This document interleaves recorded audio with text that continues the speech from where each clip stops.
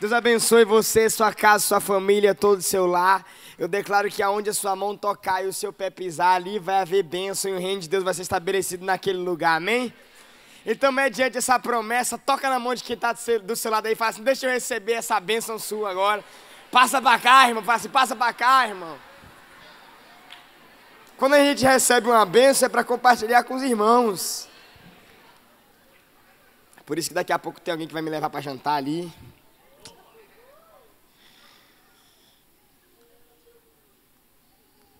Hoje eu estou muito feliz de estar aqui com vocês mais uma vez. Nossos apóstolos estão viajando, estão sendo usados por Deus para poder pregar o evangelho em outras nações. Eles estão na Itália, orem por eles, porque é uma nação que precisa muito do Senhor, uma nação onde a idolatria é muito forte, muito pesada. E a gente precisa estar cobrindo eles, porque a gente sabe, a gente tem entendimento, as regiões celestiais, em lugares onde a idolatria é bem forte, são regiões espirituais onde estão muitas vezes dominadas por principados e potestades que, quando alguém se levanta assim para estar sendo usado por Deus naquelas nações, o inimigo tenta alcançar. Então, esteja em oração pela minha família, pelos nossos apóstolos, cobrindo e os protegendo nesse tempo. Amém? Posso contar com vocês? Amém. Vamos bem rapidinho, sem muito tempo, porque todos os cultos eu tentei pregar essa palavra de maneira rápida, mas eu não consegui. Tá o pai, tá o filho, né? Comentaram assim na foto hoje, assim no culto. Tá o pai, tá o filho. Você não conta isso para ele que eu falei, não. Eu quero te convidar a abrir a Bíblia em 1 Samuel, capítulo 2, versículo 8. 1 Samuel 2, 8. Coloca a mão em seu coração, antes da gente ler, eu quero orar por você. Pai, muito obrigado, Senhor Deus, pela oportunidade que o Senhor nos dá de estarmos na Tua casa. É muito bom estar em família. Isso aqui, meu Pai, é acima de uma igreja. É uma família. Obrigado porque o Senhor nos dá a oportunidade de caminhar com pessoas que estão aqui para nos moldar, para nos transformar, para melhorar nossas vidas. O Senhor nos colocou nessa casa para que a gente pudesse ser transformado pelas pessoas que nela habitam. Obrigado pelos nossos irmãos que estão do nosso lado. Caminhar com eles é uma oportunidade, Senhor Deus, e é um presente dos céus. É muito bom fazer amizade na tua casa, nós queremos viver assim, em unidade e harmonia. Abre nossos corações, nosso entendimento e nossos olhos para que a gente possa enxergar e entender aquilo que o Senhor quer falar conosco nessa noite. Em nome do Senhor Jesus Cristo. E a igreja diz? Amém. 1 Samuel 2,8 diz assim, na segunda parte, naquela última frase ali embaixo que está separada, a Bíblia diz assim, pois os alicerces da terra são do... Diga-se comigo, do Senhor. Sobre eles estabeleceu o mundo.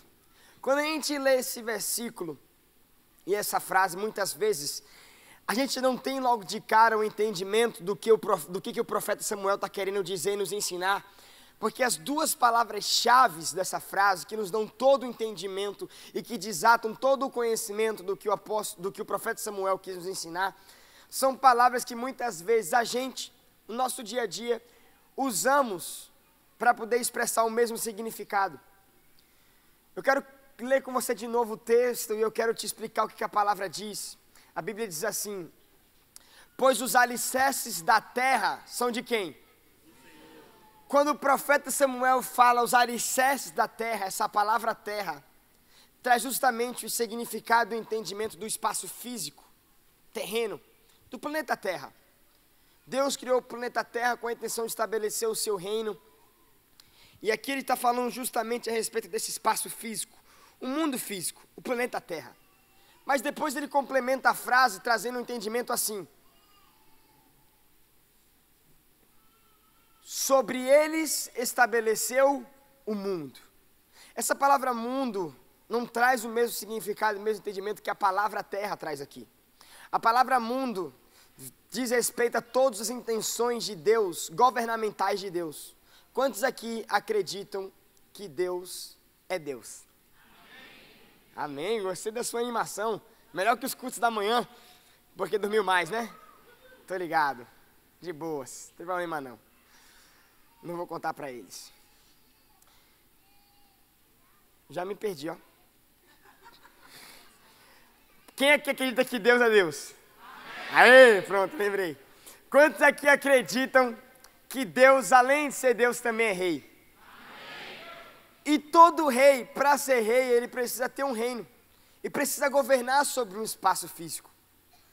E o que o profeta Samuel está querendo nos dizer aqui, é que todos os alicerces estabelecidos na terra, todos os alicerces da terra, o espaço físico da terra, pertence ao Senhor, Rei da terra. E sobre a terra, ele estabeleceu o seu governo. Esse é o entendimento desse texto. Esse é o significado que a Bíblia traz aqui. A intenção, e aqui eu quero entrar em algo, a intenção original de Deus quando Ele cria a terra, só para recapitular algo que a gente já tem aprendido nos domingos anteriores. Quando Deus cria a terra, Ele cria a terra não para estabelecer uma religião, mas estabelecer o seu reino. E a sua intenção original é governar os céus de maneira direta. Mas governar a terra, a intenção de Deus é governá-la de maneira indireta, através de mim e de você. E para a gente entender isso de maneira clara na Bíblia e de maneira muito objetiva, porque esse não é o nosso foco necessariamente de agora, eu quero que você abra a Bíblia em Salmo 115, versículo 16, bem rapidinho. Salmo 115, 16. Eu vou te dar 4 segundos para você conseguir abrir a Bíblia, senão vai colocar no telão e a gente começa a ler. Brincadeira, bem rapidinho, abre aí sua Bíblia. Ou liga, né? Hoje em dia a gente às vezes até liga a Bíblia. Vamos ver o que o texto diz. A Bíblia diz assim: os mais altos céus pertencem ao...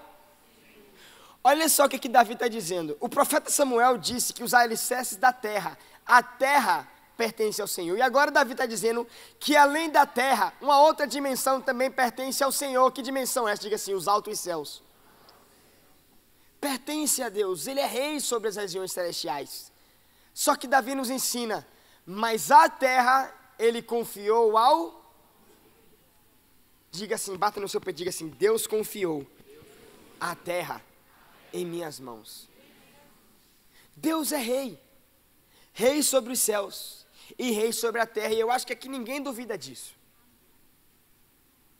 Mas a intenção original de Deus é governar os céus de maneira direta, porque Ele está lá. Só que na terra Ele colocou um povo específico para representar esse governo. Quem é esse povo específico? Diga assim comigo, a igreja de Cristo. E quando Deus nos coloca aqui, semana passada o nosso apóstolo nos ensinou a respeito da nossa posição e nossa identidade aqui na terra. Porque ele nos ensinou que nós somos os embaixadores de Cristo. Quem estava aqui domingo passado? Deixa eu ver. E uma das características de um embaixador é que ele está em uma nação, mas não para representar a nação ao qual ele está presente, ele está vivendo, mas para representar a sua nação de origem. Se você é embaixador de um reino ou de um estado, você não pode ser e ter uma cidadania diferente ao estado do qual você está representando. É por isso que, se você é embaixador de Cristo, isso significa que você não pertence ao mundo que você está presente hoje. Vou te citar um exemplo para você entender. O embaixador brasileiro, do Brasil, ele pode ser enviado pelo governo brasileiro para estabelecer uma embaixada brasileira na Índia. Mas ele, para ser um embaixador, para ele poder ser embaixador, ele não pode ser indiano. Qual a cidadania dele tem que ser? Quem está entendendo? Então, se Deus te colocou aqui na terra, na posição de embaixador do reino dele, isso significa que você não é dessa terra, mas você é do reino dos céus. Uau, vocês são muito inteligentes, estou gostando. E uma segunda característica que um embaixador tem, é que quando ele é enviado para uma terra, ele não é enviado para viver de acordo com os padrões e o estilo de vida da terra ao qual ele está morando, mas ele é enviado para cuidar dos interesses, do estilo de vida e das leis do seu país de origem. Então você pode estar aqui na terra, você pode estar aqui hoje, mas você não foi colocado aqui na terra para viver de acordo com os padrões que o mundo ensina, mas para poder permanecer vivendo nos padrões e na cultura que existe no reino dos céus. E Jesus nos ensina isso de maneira muito clara. Eu quero te convidar a abrir a Bíblia rapidinho mais uma vez em João capítulo 15, versículos 18 e 19. Olha o que Jesus nos ensina aqui. Presta atenção no telão para a gente ganhar tempo. Se o mundo os odeia, tenham em mente que antes ele me odiou. Jesus está falando assim, se você pensa que o mundo te odeia, lembre-se que eles me odiaram antes. Antes de odiar você, eles me odiaram. Sabe por quê? Porque a gente tem algo em comum. Que algo em comum é esse? Aí ele diz, se vocês pertencessem a esse mundo, eles os amariam, como se fossem dele. Todavia, vocês não são do mundo. Chacoalha que está dizendo assim, você não é desse mundo. Mas eu os escolhi tirando-os do mundo, por isso o mundo os odeia. Mais uma vez, olha para quem está do seu lado e fala assim, você é um extraterrestre. Seu ET. Só cuidado para você não pensar o que você pensou aí agora, que eu estou ligado. Teve gente que pensou aí, parece mesmo.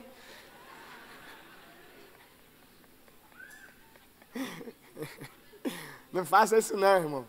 Tá amarrado. Bata no seu peito e diga assim, eu sou bonitão. Ou bonitona, né?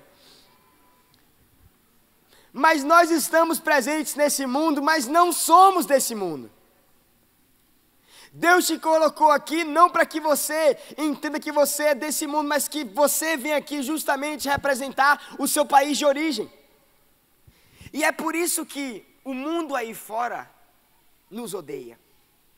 Odeia nossos... E quando eu falo assim, não falo como pessoa. Eu sei que tem gente aí fora que não é cristã e que você é amigo, não estou entrando nesse âmbito. Mas estou falando assim, existe um choque entre culturas. Existe um governo aí fora que não é o governo celestial. E eu quero abrir parênteses para poder te explicar aqui bem rapidamente, só para a gente retomar. Quando Deus ele cria a terra, ele coloca o homem como seu representante, porque ele cria a terra para estabelecer o seu governo. Deus é rei sobre a dimensão celestial. E todo reino, de maneira natural, precisa se expandir. Quanto mais o reino cresce, mais ele revela a sua glória.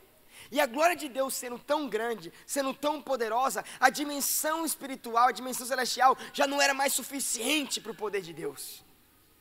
E Deus agora, para revelar a sua glória ainda maior, revelar que ele ainda tem mais poder, ele cria uma nova dimensão para estabelecer o seu governo, não apenas nas regiões celestiais, mas nas regiões terrenas também. E como Deus quer governar os céus de maneira direta, ele coloca um representante dele aqui na terra, que sou eu e é você. Diga assim comigo, sou eu. Então Deus cria a terra e entrega o governo da terra na mão dos homens. Você vai ler Gênesis 1 e isso fica muito claro. E meu pai falou sobre isso nos domingos anteriores, então eu não vou entrar muito nessa área. Se você não está conseguindo conectar a mensagem, eu te aconselho depois ir no YouTube, a gente tem essa mensagem no YouTube, e assistir elas, para que você possa entender isso. Mas o fato é que Deus cria a terra e coloca o homem para poder representar o governo dele aqui.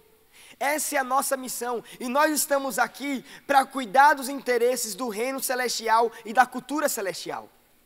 A função de um governador e de um embaixador é preservar a cultura, a lei, as ideias, a linguagem, a conduta moral, o estilo de vida do seu país de origem. Essa é a nossa missão. Quando Deus nos colocou aqui na terra, a expectativa que ele tinha era que a gente zelasse por essa cultura. Só que quando o homem cai e o homem falha, surge um falso pretendente, que é Satanás. E o homem entrega na mão de Satanás esse governo de mão beijada. Porque nós tínhamos autoridade sobre o governo terreno. Deus colocou a gente nessa posição. E quando o governador entrega esse governo a outra pessoa, essa pessoa, através de um direito, tomou posse. Claro que Satanás fez algo terrível para isso. É condenável o que Satanás fez. Mas o homem entregou esse governo na mão dele. Então agora surge Satanás, o falso pretendente a esse governo. Ele não estava nessa disputa. Não era uma democracia. Deus não chegou assim, agora eu vou convocar as eleições. Vamos para as urnas e vamos pegar os cidadãos aqui do meu reino. Chamou as zebrinhas, chamou o cavalo, chamou as árvores, chamou as flores. Vamos votar aqui agora quem que você quer, o homem ou Satanás? E aí Satanás ganhou. Não, não foi isso. Satanás se aproveitou do pecado do homem e assumiu o governo da terra. Quem está me acompanhando? E desde que Satanás assume o seu governo, ele começa a fazer totalmente o contrário, o papel que era do homem. O homem estava aqui, não para viver de acordo com suas vontades, mas cuidar dos interesses da sua nação de origem. Cuidar da cultura do seu país de origem. E Satanás, quando assume esse governo, ele começa a cuidar e estabelecer a sua própria cultura. Não é à toa que a primeira ação da sociedade daquela época, que era apenas uma família, era uma sociedade que ainda não havia se multiplicado muito. Até então, onde a Bíblia diz, eram apenas 4 pessoas. E a primeira ação daquela sociedade, após a queda do homem, antes da queda do homem, tudo era perfeito, tudo era harmônico, tudo funcionava bem, não havia mal, não havia pecado, ninguém fazia mal ao seu próximo, a natureza cooperava com o homem cooperava com a natureza, os animais com a natureza com os animais com o homem com os animais, e tudo funcionava muito bem. O reino de Deus estava bem estabelecido, a cultura celestial estava bem estabelecida. Mas assim que o homem cai, o falso pretendente assume o governo e ele começa a implantar a sua cultura, a primeira ação daquela sociedade, debaixo da influência de Satanás, é um irmão que mata o outro irmão. Não existia isso antes. Algo que não vem de Deus. No reino dos céus, isso não existe. No reino dos céus, essas coisas não acontecem. Mas através da influência de Satanás, plantando a sua cultura, essas coisas começaram a acontecer. Essa loucura que a gente vive aí fora, essa realidade que a gente vê no mundo aí fora, é uma realidade que começou a ser plantada por Satanás desde a queda do homem, quando Satanás assumiu o governo da terra como falso pretendente.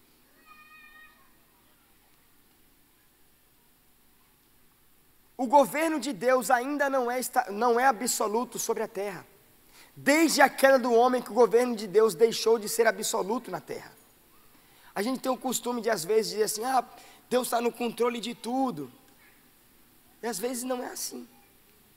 Tem coisas que estão na mão de Satanás. O próprio apóstolo Paulo nos ensina, o mundo jaz do maligno. O maligno está no governo desse mundo. Satanás está no governo desse mundo, claro que mediante a Jesus. Jesus já veio reestabelecer o reino que Deus estabeleceu lá em Gênesis. E como por direito, através do nome de Jesus, nós já temos as armas para batalhar e tomar esse governo da mão de Satanás. Mas enquanto a gente não fizer isso, enquanto a gente não se posicionar, enquanto a gente não se levantar, o mundo vai continuar nas mãos de Satanás. Por muito tempo, a igreja cresceu com um pensamento religioso. Por muito tempo, a religião tomou conta da mentalidade da igreja e nós crescemos com o seguinte pensamento, de que a igreja não se mistura com o mundo. Por muito tempo, a igreja cresceu com a ideia de que nós somos um grupinho aqui fechado e nós não nos misturamos com as coisas lá fora. E a igreja cresceu que é o nosso papel cuidar da cultura celestial aqui na terra. É a nossa missão cuidar para que o reino de Deus permaneça vivo e bem estabelecido aqui. Por muito tempo, através de pensamentos religiosos, a igreja cresceu com a ideia de nós vamos para os céus, o mundo está terrível, Senhor, quão terrível está o mundo. Vem, Senhor, Maranata, vem, Senhor Jesus, nós precisamos estar contigo e ir para os céus. Não tem nada errado em querer se arrebatar, gente. Eu estou muito na expectativa do que vai ser nossa vida com Deus, tenho certeza que vai ser muito bom. Mas o que a gente não pode deixar é que, mediante esse pensamento, a gente traga a ideia de que nós não vamos nos influenciar com o mundo, nós não vamos influenciar o mundo, nós não vamos lutar pela cultura celestial na terra, porque vai chegar um dia que nós vamos morar com Deus e o mundo acabou. Não! Não foi essa a oração que Jesus nos ensinou. Quando Jesus veio na terra e seus discípulos chegaram para Jesus e falaram assim, mestre, nos ensina como orar. Jesus não falou assim, seja essa a oração de vocês. Pai nosso que estás nos céus, santificado seja o teu nome, Maranata, vem Senhor Jesus. Não, qual foi a oração de Jesus? Pai nosso que estás nos céus, santificado seja o teu nome, venha a nós o teu reino, seja feita a sua vontade, na terra como é nos céus. Percebe que não é uma oração, Pai, nos leva para ti, mas traz os seus céus para a terra. A vontade de Deus não é que a igreja vá para os céus, mas é que os céus desçam à terra.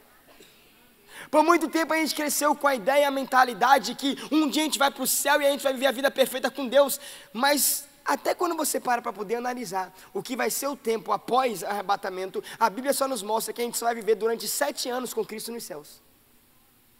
Depois de 7 anos a gente vai descer, Ele vai vencer Satanás e nós vamos governar com Ele aonde? Na terra.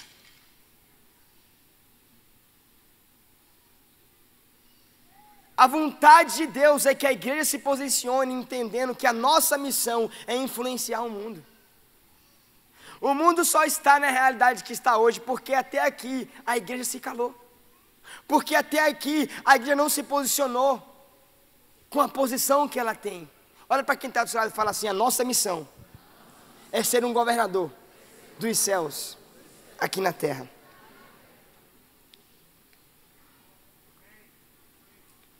Quando Jesus nos ensina a respeito do reino, e fica muito claro isso, de que Jesus veio para restabelecer o reino que Deus criou, e não restabelecer a religião que Deus plantou.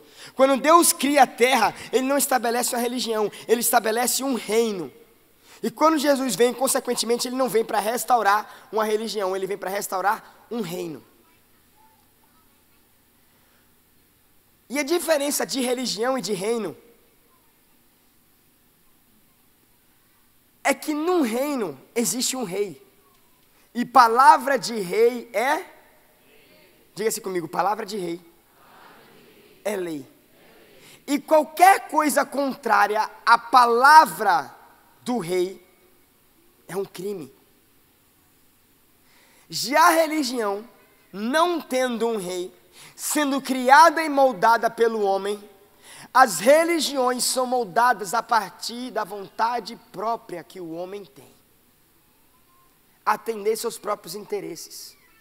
Existem mais de 10.000 religiões registradas no mundo.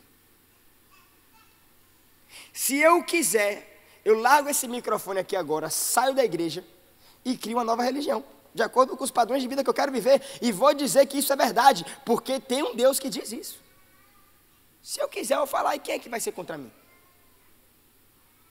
O homem, mediante essa liberdade de querer agir independente de Deus, criou suas próprias ideias e religiões para poder atender os seus próprios desejos. A diferença de reino e religião é que o reino não se molda de acordo com os padrões e as vontades dos seus cidadãos, mas a religião é moldada de acordo com as vontades do homem. É por isso que eu não acredito em religião. Nós não estamos aqui brincando de religião, nós estamos aqui para viver e estabelecer o reino dos céus. É por isso que eu não acredito nem na religião cristã, porque tem muito cristão que molda e muda a palavra de Deus para poder atender a sua vontade própria. Não foi para isso que você foi chamado. Você não foi chamado para ler a Bíblia e interpretar da maneira que você quiser. Você foi chamado para ler a Bíblia e entender qual é a vontade do rei. Porque a Bíblia é a lei e a constituição dos céus.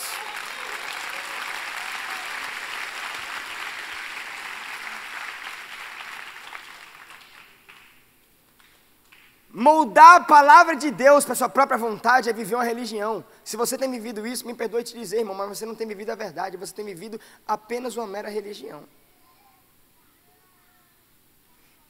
E a religião é o maior de todos os problemas que a sociedade tem. A religião deveria ser a resposta dos nossos problemas, de acordo com a ideia da religião. A religião foi criada para o homem para tentar explicar a razão da existência, para tentar explicar a criação. Toda religião que você for ver no mundo, ela tem sua explicação de como o mundo surgiu. Ela tem sua explicação de qual é a verdade. Um homem na necessidade de se auto-explicar por que ele foi criado, por que ele existe, como o mundo foi criado, ele molda as religiões com suas próprias vontades. E a religião que era para ser, numa boa intenção do homem, tentar explicar a verdade, tem sido o maior de nossos problemas. Quando você vai olhar para as guerras que aconteceram no mundo, 90% das guerras que existiram no mundo foram causadas por causa de conflitos religiosos. Até as guerras por conflito de território, se os povos tivessem a mesma religião, eles estariam unidos. Não ia ter guerra.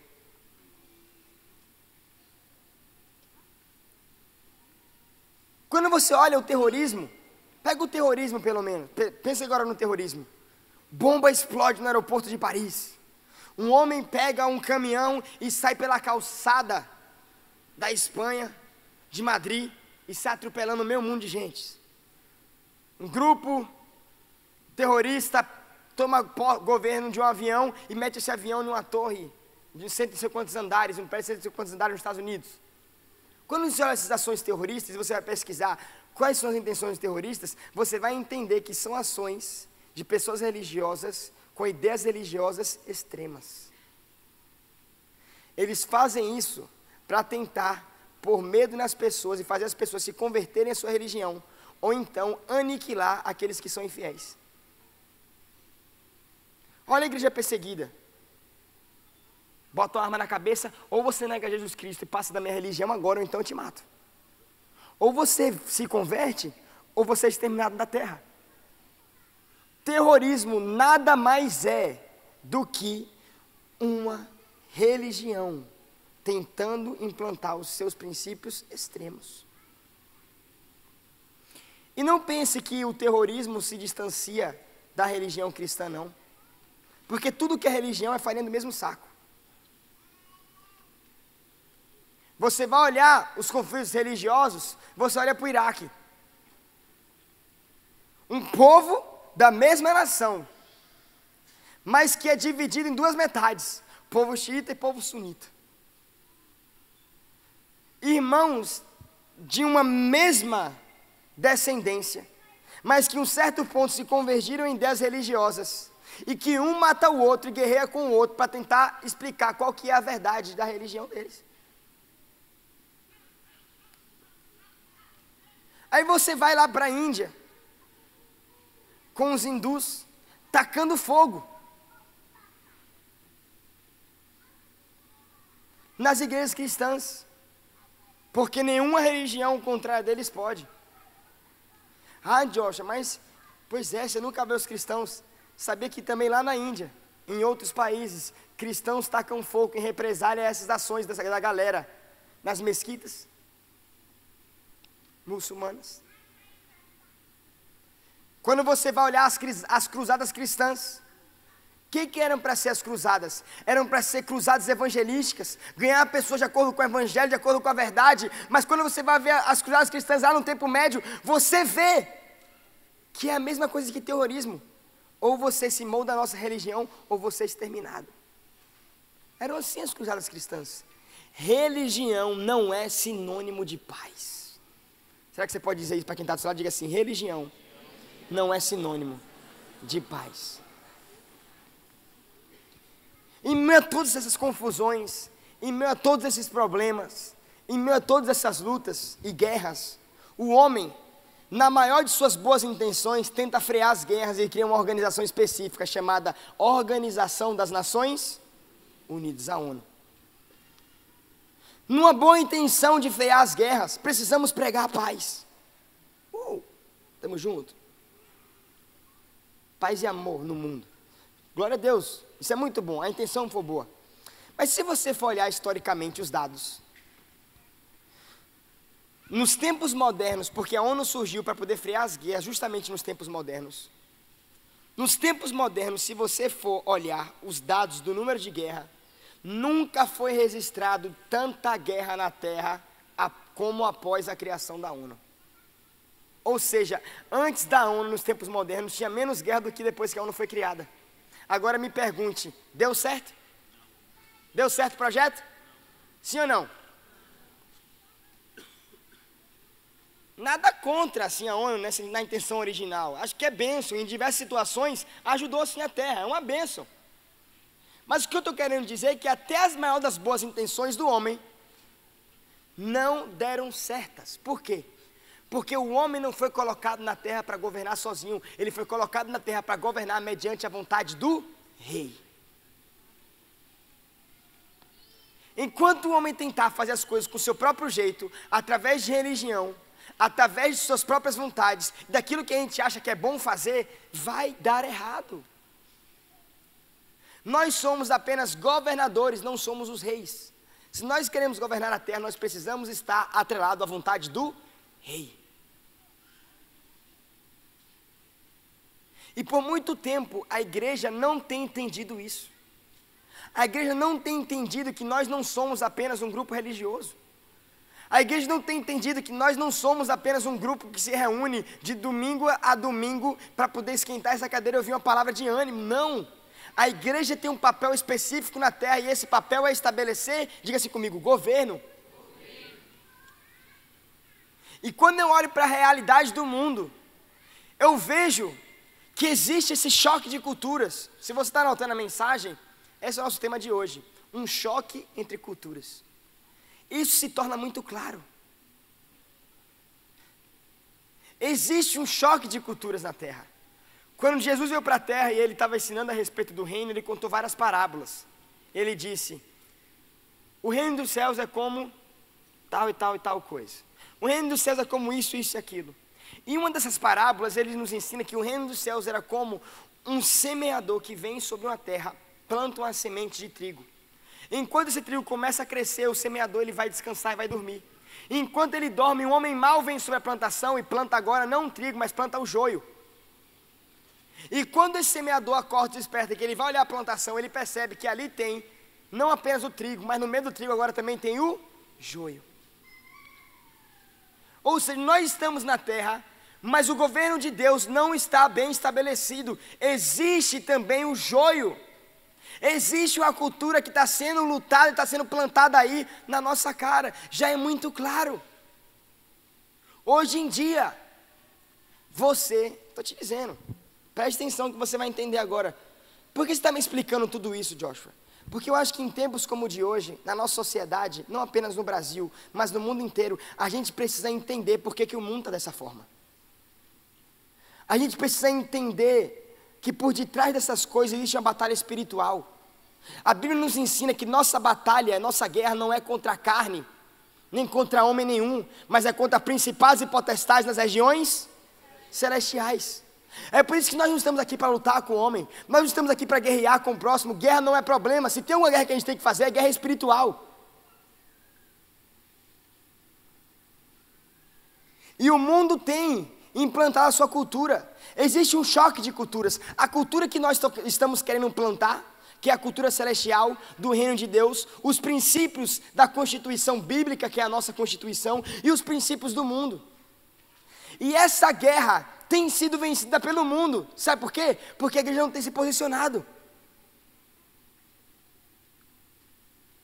Quando você olha a realidade do mundo e você vê só piorar a situação, você vê que o mundo tem vencido. E nós, como igreja, não temos feito nada mediante a isso. Por quê? Porque por muito tempo a gente cresceu com essa mentalidade de que a gente não se envolve com o mundo. Hoje em dia, vou começar agora a te mostrar a realidade. Hoje em dia, que talvez tem gente que ainda não despertou, a gente precisa despertar. Hoje em dia, a gente não pode mais confiar com os nossos filhos irem para a escola. Você tem que ficar muito atento. Porque amanhã seu filho pode ir para a escola e pode ter uma excursão dessa escola para poder visitar uma obra de arte. E nessa obra de arte, seu filho pode ser exposto a um conteúdo onde nessa arte tem um homem pelado segurando a mão de uma criança. E seu filho vai estar lá vendo e sendo ensinado que isso aí é normal. E se seu filho continuar sendo exposto a isso, seu filho vai achar normal segurar a mão de um homem pelado.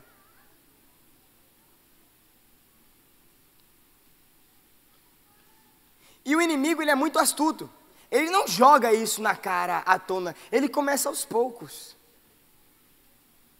Sabe qual é o nome disso? Erotização das crianças. Eu ainda te digo mais, e não tenho medo de dizer isso.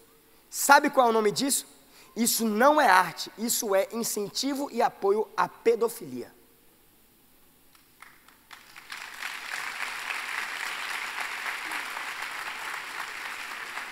Porque já tem projeto de lei aí fora, dizendo que se homem maior de idade se deitar com criança com menos de 12 anos, não é mais pedofilia. Projeto de lei. 12 anos. O que é isso? Estão querendo acabar com a pedofilia. Porque já tem pessoas aí fora dizendo que pedofilia é distúrbio psicológico e não é crime. Que homem que comete pedofilia, não pode, ou mulher também, não pode ser mais preso. tem que receber apoio psicológico e ficar solto no mundo. É assim que eles estão lidando com a pedofilia hoje em dia.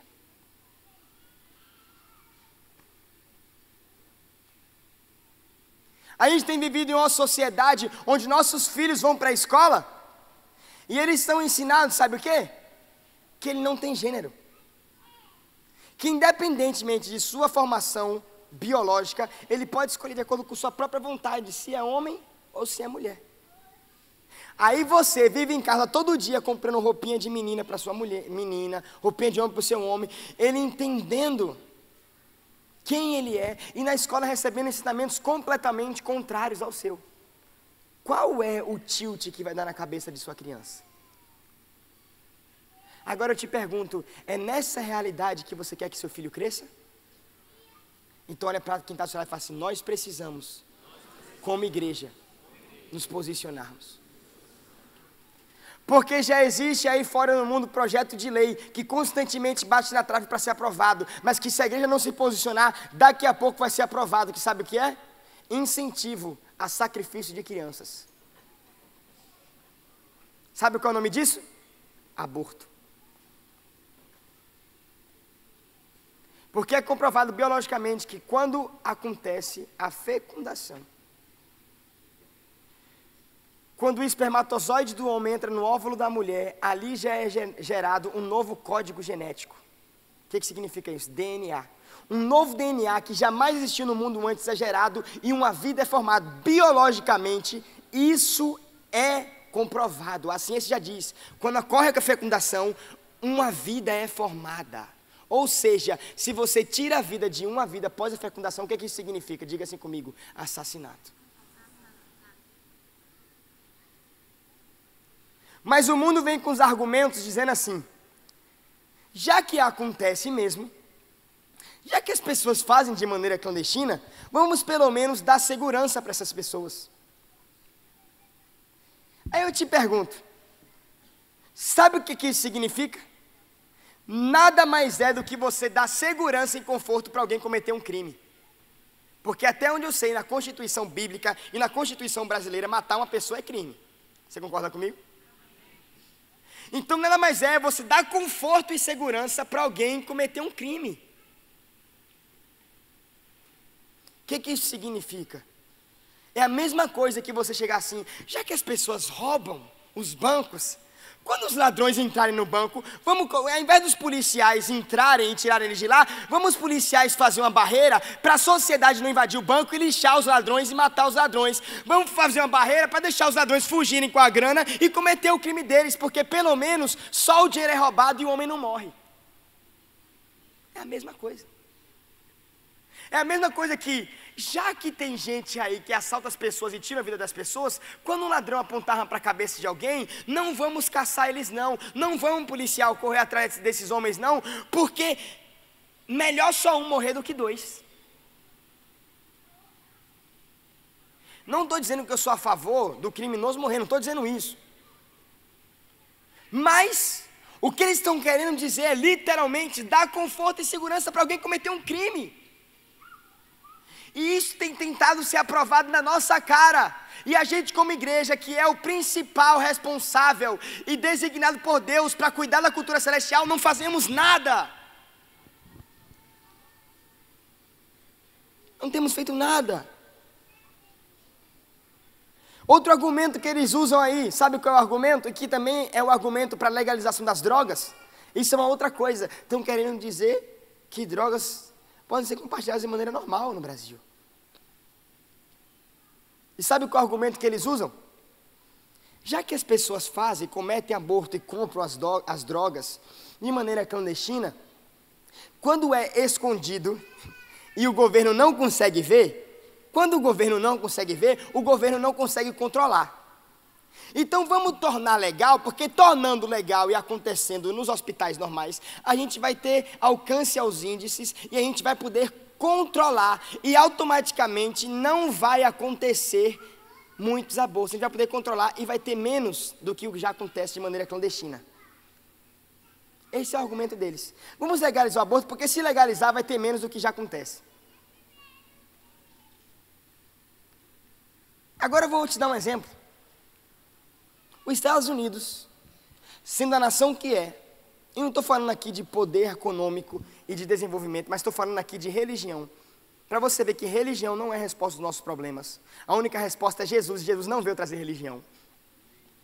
Quem crê nisso? Para você ver, os Estados Unidos é a nação mais cristã que existe na Terra. Não existe nenhuma nação com a quantidade de cristãos como os Estados Unidos. Já há 45 anos, o aborto é legalizado nos Estados Unidos. Há 45 anos, em todos os estados. Que ano foi esse que o aborto foi legalizado? 1973. Você não precisa se apegar às datas não, tá? Só presta atenção nos dados. Mas um ano antes de ser legalizado, em 1972, foram registrados 173 mil abortos nos Estados Unidos. 173 mil pais que sacrificaram suas crianças. Já é um número alto, já é um absurdo. Mas no ano em que foi legalizado, em 1973, esse índice subiu de 173 mil para 600 mil. Em um ano, praticamente quadriplicou.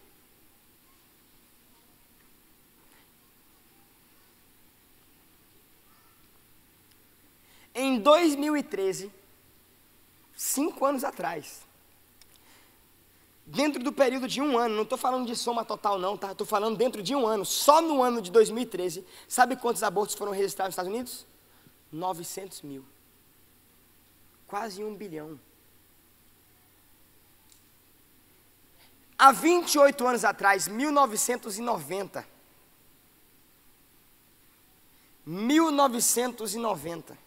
28 anos atrás, quando a libertinagem sexual não era nem tão forte como agora. Agora você engravidar alguém é muito fácil, relação sexual você tem aí a toda hora, é muito fácil ter relação sexual com alguém. O mundo já prega essa libertinagem sexual, que é outra coisa que eles pregam que a gente tem se calado. É outra influência da cultura de Satanás, que não é a cultura de Deus, que a gente tem se calado e que o mundo prega. Há 20 anos atrás, em 1990, sabe quantos abortos foram registrados só no ano de 1990? 1,6 bilhão. Quase 2 bilhões de abortos. Milhões, perdão. 1,6 milhões. 1,6 milhão. Quase 2 milhões de abortos. Só em um ano. Agora, quer que eu te diga o total? Em 45 anos, sabe quantos abortos foram registrados nos Estados Unidos? 53 milhões e 200 mil. Em 45 anos, 53 milhões e 200 mil crianças foram sacrificadas pelos seus pais. Em uma nação que é cristã. Agora eu te pergunto, é isso que você quer para o Brasil? Sim ou não? Então olha para quem está ao seu lado e fala assim, nós precisamos nos posicionar. Essa é a realidade que o mundo tem tentado aí fora aprovar e aprovar mediante as leis. Sabe por quê? Uma lei consegue ditar uma cultura. E quem está no poder de criar leis, ou seja, quem está acima das leis para criá-las, consegue automaticamente formar uma cultura. Lei forma cultura, isso é fato. Sabe por quê? Se surgir uma dessas leis aí que eu acabei de falar que está em processo de andamento, a gente vai dizer assim logo quando surgir, que absurdo, como é que pode isso? A gente vai ficar chateado, mas eu te garanto que daqui a 15 anos, eu e você vamos aprender a viver com ela, porque afinal é lei. Quantas leis que já foram aprovadas há muitos anos atrás que são contrárias aos nossos princípios bíblicos e que hoje a gente já vê como normal? Ainda que a gente não concorde, mas fazer o quê, né? Por exemplo, há muitos anos atrás surgiu uma lei no Brasil que literalmente rasgou a página 1 da Bíblia, Gênesis 1. Quando Deus disse que o casamento e a família é instituído apenas pela junção e a união de homem e mulher. O Brasil já não fala mais isso. Já está na Constituição brasileira de que não é apenas isso. E a gente não tem feito nada quanto a isso. Não estou falando da gente ser contra as pessoas que pensam isso. Não estou falando de ser preconceituoso. Não estou falando de ser rude. Não estou falando de bater. Tudo isso é errado. E se esses pensamentos são seus, se você é preconceituoso, se você é intolerante, meu filho, por favor, mude sua mentalidade. Mas o que eu estou falando é de defender o princípio que é bíblico e que é a verdade que a gente acredita. Porque se essas coisas forem surgir no Brasil, se todas essas coisas que eu acabei de citar forem surgir no Brasil e a gente não for acreditar nisso, se a gente for deixar as coisas acontecerem como estão a acontecer, vamos mais ler a Bíblia não? Vamos tacar fogo nas Bíblias? Por quê? Para quê?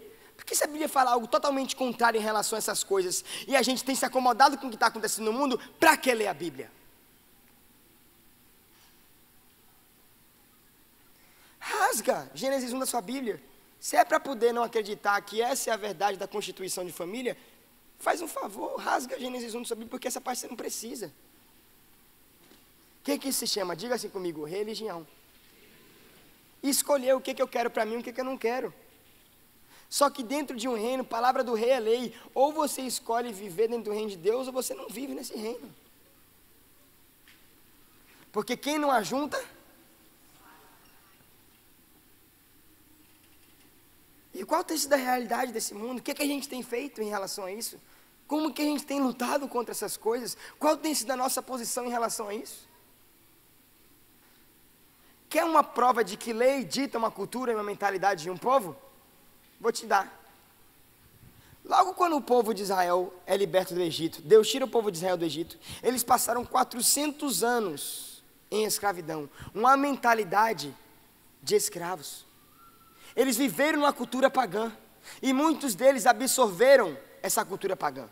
Trouxeram os ídolos para sua casa, ficaram descrentes, deixaram de viver com os princípios de Deus. E para que Deus pudesse mudar a mentalidade deles e dar uma nova cultura para eles, que era a cultura sua, Ele precisou, logo quando eles saem do Egito, uma das primeiras coisas que Deus faz é entregar uma conjuntura de leis.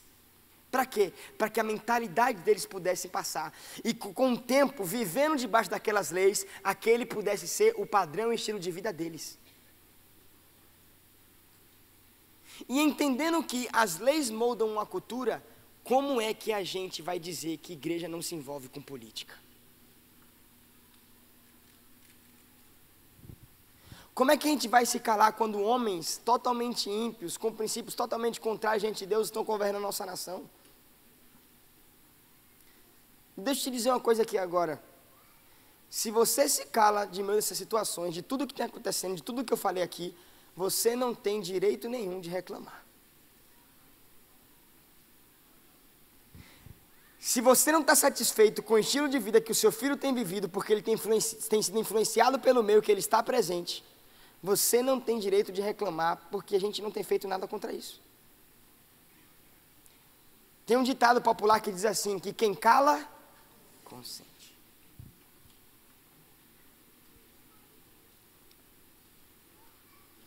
A pior coisa do mundo é um povo que tem a verdade se calar diante daquilo que está errado. Quantos aqui acreditam que a Bíblia é a verdade? Então por que a gente está calado?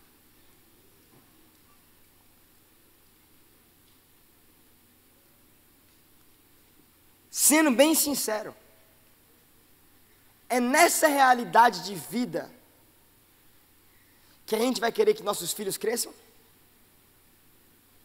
Hoje em dia, as mães já vivem preocupadas com o seu filho.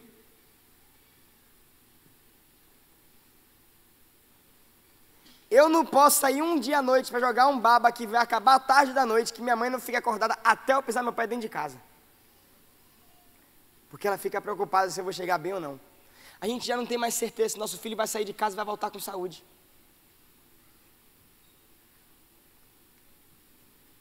A segurança da nossa nação e do mundo só está do jeito que está, porque a gente como igreja não tem se posicionado.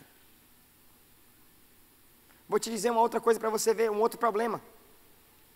Daqui a alguns dias, se a igreja permanecer calada, você não vai nunca mais poder deixar a sua filha e o seu filho entrar em um banheiro sanitário sozinho.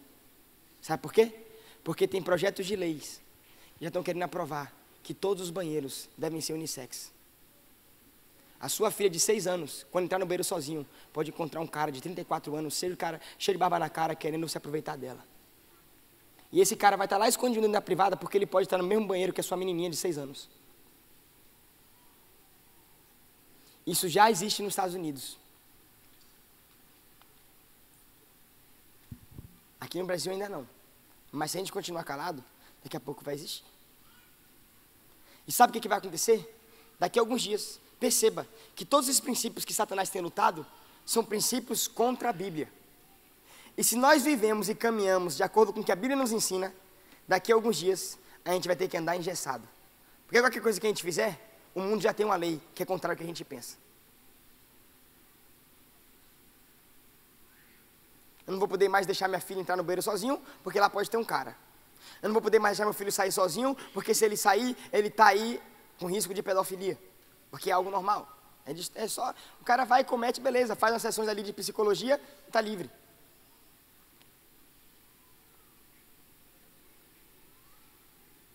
Vamos ter que andar engessado. Sabe o que o inimigo tem feito? Vamos entender, gente, a realidade espiritual que está por detrás dessa confusão toda.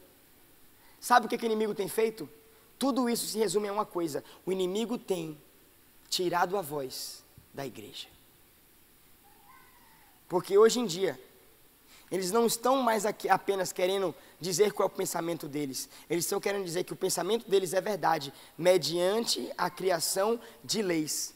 Hoje em dia, a gente não pode nem mais dizer o que a gente pensa, porque se o que a gente pensa for contrário a eles, a gente é preconceituoso. A gente é intolerante. Preconceituoso, uma pessoa preconceituosa não é mais hoje aquela que julga. Mas só de você não concordar, você já é preconceituoso. Já estão criando projetos de leis que as igrejas vão ter que aceitar os padrões mundanos, porque se não aceitar, vai estar infringindo a lei.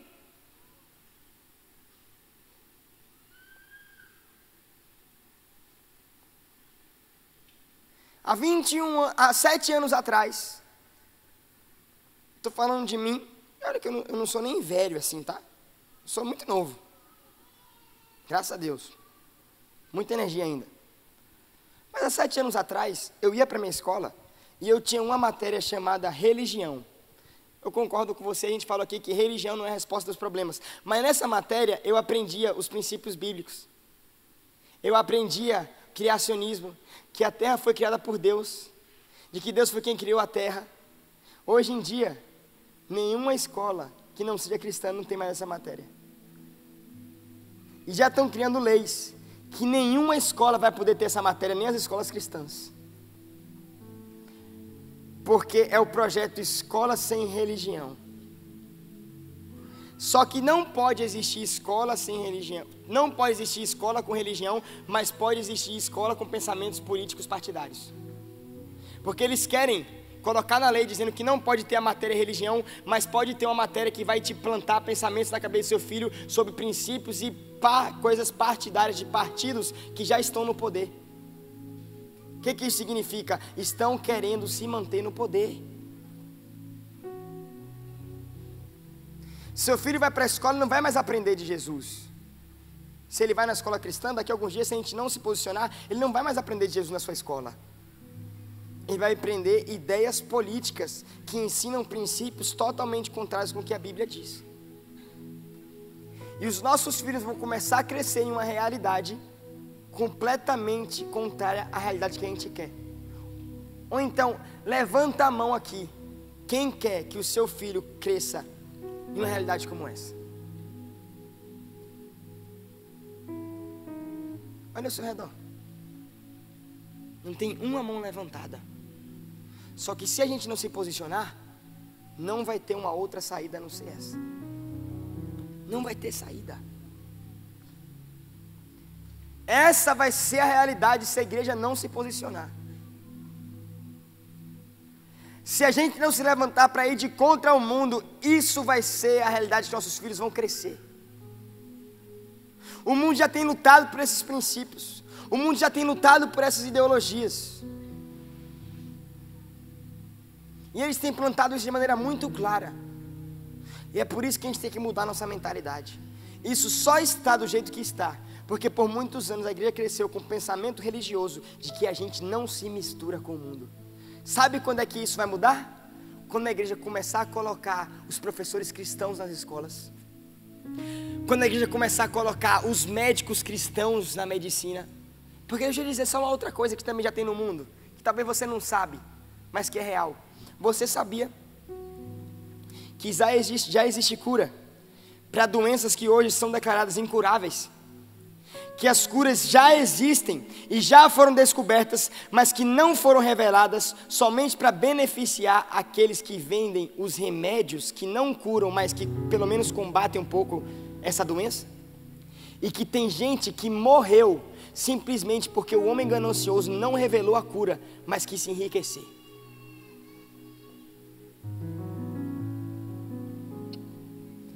Sabe quando é que essa realidade vai mudar na nossa medicina?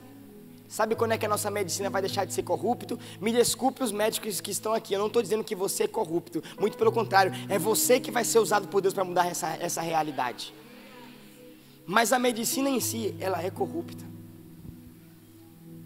E essa realidade vai mudar justamente quando os médicos cristãos estiverem lá no poder. O mundo só vai mudar quando a igreja estiver no poder político. Quando a igreja estiver no poder da medicina, quando a igreja estiver no poder da mídia e das artes, quando a igreja estiver no poder dos esportes, quando a igreja estiver no poder da educação, aí o mundo começa a mudar. Mas enquanto a gente não se posicionar, a loucura que a gente vai viver é essa aí. E quantos aqui estão dispostos a não cooperarem, mas lutarem contra essa realidade? Então nós precisamos nos posicionar. Quero convidar você a ficar de pé. Olha para quem está do seu lado e diga assim: essa não é a realidade que eu quero para o Brasil. Diga assim: eu conto com você para a gente mudar o rumo da nossa nação. Eu acho que a primeira oração que a gente tem que fazer mediante toda essa situação é fazer uma oração para que Deus transforme a nossa mentalidade. Paulo nos dá a chave da mudança do mundo. Ele diz assim, Romanos 12:2: não vos conformeis com este século, com este mundo, com esse tempo, com esses princípios, com essa cultura, com esse estilo de vida. Não se conforme com essa realidade, mas transforme-se pela renovação da sua. Nós não somos uma instituição religiosa que fomos criados para aquecermos cadeira.